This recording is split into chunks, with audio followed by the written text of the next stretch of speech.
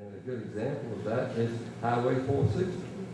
Now, as I understand it, there's several big road builders, these are international road builders from Spain and countries like that, have expressed an interest in building this new 460. But I think, my understanding is that each and every one of them, when they presented their informal estimates as to how much it was going to cost, they said that if they had to, if they got no state assistance in the way of taxes, and they had to collect it all from tolls, that the tolls would be so high that nobody get on the road.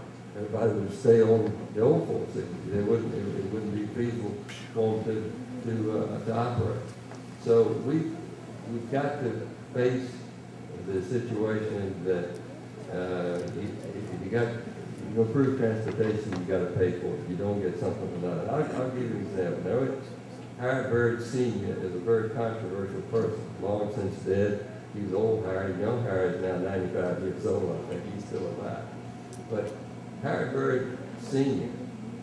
did some good things and he did some bad things. The worst thing that he did, which caused the downfall of the Bird organization, was his massive resistance to integration, and he wanted to shut down the public schools except for white people. That was the downfall of the Bird organization. But in the early days, Howard Bird Sr. did some good things. Later, he was known as Mr. Fiscal Conservative, not only in the state of Virginia, but throughout the whole country. But in his early days, in the 1920s, Howard Bird ran for governor of Virginia. And at that time, Virginia roads were in terrible shape.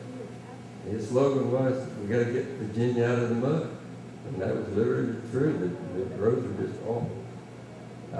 And his opponent, and I'm not sure if I got these facts exactly right, but I think of it. His opponent campaigned on this. They had to figure out how to finance this thing. The opponent says, okay, we don't have a gas tax at all now. This is in the 1920s. We don't have a gas tax. We're going to impose, my platform is have a 2-cent gas tax. And then the rest of it will just borrow the money. Well, one thing you remember about Howard Bird Sr., he was pay as you go. You never borrowed any money. I mean, you had to pay as you went along.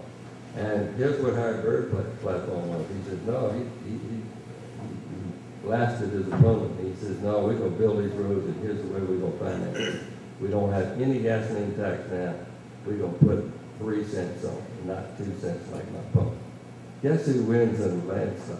Howard Bird. See, if he was running today, he'd be a big spending liberal. I mean, it's unheard of. We haven't raised the gas tax in Virginia since 1986. So anyway, I'm going on and on. We need to eat, but we are going to have to. We need to be as frugal as we can. We need to keep government as streamlined as we can and spend the taxpayers' dollars wisely.